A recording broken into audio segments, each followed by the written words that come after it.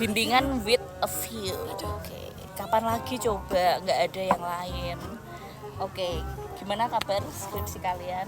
Ada yang mau didiskusikan?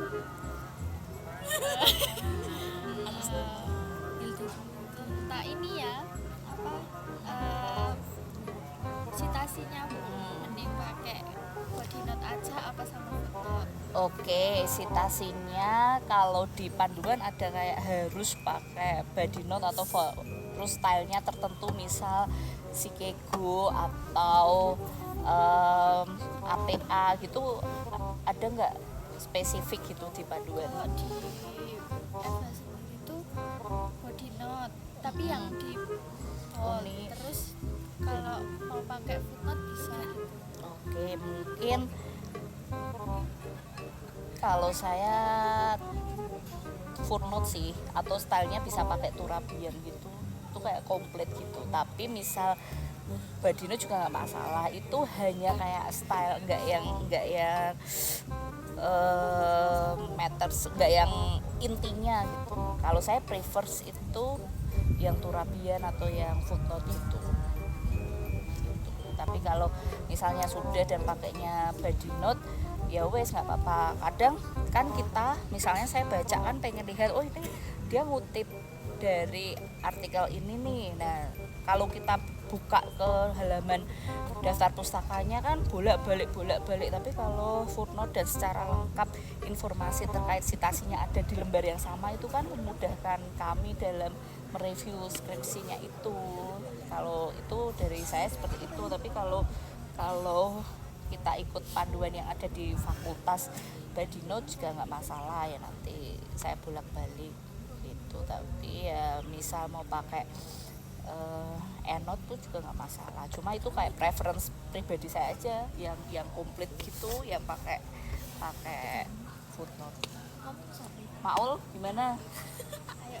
Iya Bu, jadi saya rencana untuk merubah judul dan rumus masalah karena ada terbitan artikel yang baru aja di bulan Desember tuh mirip, jadi takutnya nanti plagiasinya tinggi. Terus sudah mantep apa belum kepikiran dispesifikannya ke mana, soalnya kalau dari fenomena yang tentang kebijakan impor BBM itu kebanyakan membahasnya dari perspektif persaingan usaha. Nah itu saya bingung nanti dispesifikannya biar beda tuh dari sisi apanya. Oke, mungkin banyakin baca dan reference dulu yang terkini itu apa current isunya, terus nanti kalau udah mantep bisa info lagi ke saya. Ada lagi nggak Rum? Gimana Rum? Skripsinya sampai mana nih? Kalau saya kan terakhir itu bab 2, terus sebenarnya pas di bab 2 itu bingung ikut panduan yang EVA atau UNIF karena ada beda poin penempatan kan Bu.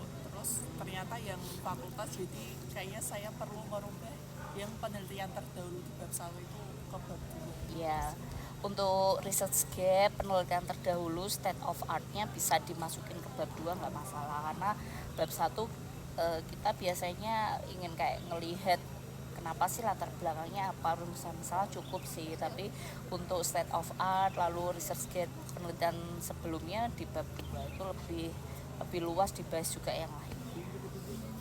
Kalau misalnya penelitian terdahulu dari skripsi itu maksimal tahunnya berapa Bu? Kalau panduan secara aturan secara tertulis nggak ada minimalnya, cuman saya pribadi baiknya kadang kan kita mengakses skripsi itu fullnya dari perpustakaan ya. Kalau dari repositori itu saya kira hanya terbatas. Jadi kalau kita mengaksesnya yang dari repositori terbatas, kita nggak tahu betul-betul secara utuh itu tuh dia nulisnya apa. Jadi kalau kita nggak tahu secara utuh ya jangan dijadikan referensi, itu sepotong-sepotong. Tapi kalau kamu mendapatkan skripsi dan kamu baca secara utuh dari awal sampai akhir, ya itu silahkan kalau untuk mau digunakan sebagai penelitian terdahulunya. Jadi nggak harus skripsi itu penelitian terdahulunya juga skripsi, tapi bisa juga dengan artikel yang dimuat dipublikasikan di jurnal atau pada buku. Jadi nggak harus skripsi ketemu skripsi, nggak harus skripsi nggak. Karena kalau menurut saya kamu bisa, ini penelitian terdahulu kebanyakan kadang mahasiswa cuma lihat dari judul saja, dan itu bahaya banget karena sering kayak nge-trap jadi jebakan. Jadi kalau penelitian terdahulu ya saya ingin yang kalian list itu ya harus dibaca full, kalian harus punya dokumennya sehingga kalian tuh bisa betul-betul dapat research guide-nya tuh gimana gitu. Harus baca full dari referensi tersebut gitu. Ada lagi nggak Hilda? Cara nentuin teori Bu. Teori. Nah, teori kadang itu mahasiswa Bu ini tuh kita tuh harus pakai teori apa, terus kemudian teorinya bagaimana, itu nggak usah terlalu dalam ya, karena kan di sini kalian melakukan penulisan skripsi itu adalah yang paling awal tuh hanya normatif saja. Jadi kalian tidak pada tahap penemuan teori ya, gunakan saja teori yang sudah ada, nggak harus secara spesifik itu tuh tentang misal kamu tadi yang nyerempet tentang persaingan usaha. Oke, kalau persaingan usaha kan memang ada tuh teorinya khusus, tapi gimana kalau untuk yang umum? Nggak masalah kok menggunakan teori-teori yang ilmu hukum secara umum gitu, misalnya punyanya perlu dibaca buku teori hukum juga gitu. Jadi itu kan secara landasan dudukan fondasinya itu teori hukumnya tuh pakainya apa gitu ya, banyak bisa pakainya punyanya Hans Kelsen, atau misalnya kalau ada teori contoh pada yang lagi rame yang saya lagi tertarik itu e-commerce menggunakan AI pelaku usahanya. Jadi harganya itu bisa beda-beda, itu bisa ada teori dynamic range secara spesifik kebetulan ada. Tapi kalau tidak ada, kalian pakai teori hukum yang sudah lampau itu menjadi fondasi pijakan, nggak ada masalah. Gitu. Nggak harus teori yang secara spesifik bahas itu ya kan kita kan nggak pada menemukan teori. Itu nggak terlalu jadi soal. Kalau pada strata 1 yang paling penting adalah mahasiswa tuh bisa melakukan penulisan karya ilmiah, itu yang paling penting, yang pertama. Lalu yang kedua dia tahu yang rumusan permasalahannya tuh apa, permasalahan hukumnya tuh apa, lalu kemudian dikembangkan dan ditulis dalam bab 4. Itu sudah baik sekali menurut saya, dan tahu regulasi yang tepat dalam melihat itu. Kalau jenis penelitiannya pakai empiris, empiris.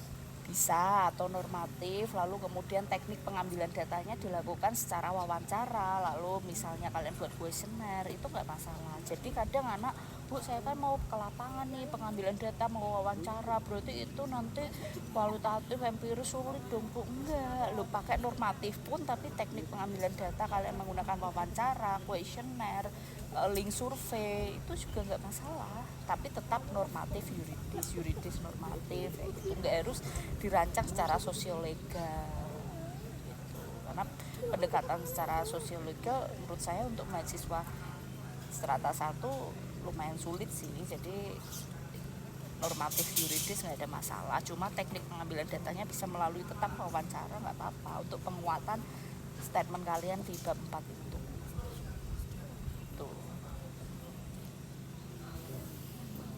Masih bingung tentang mau gimana pengambilan datanya. Oke, gimana pengambilan datanya? Yang paling pertama, kalau kalian sudah masuk di kok mau selesai, laju part berikutnya ya.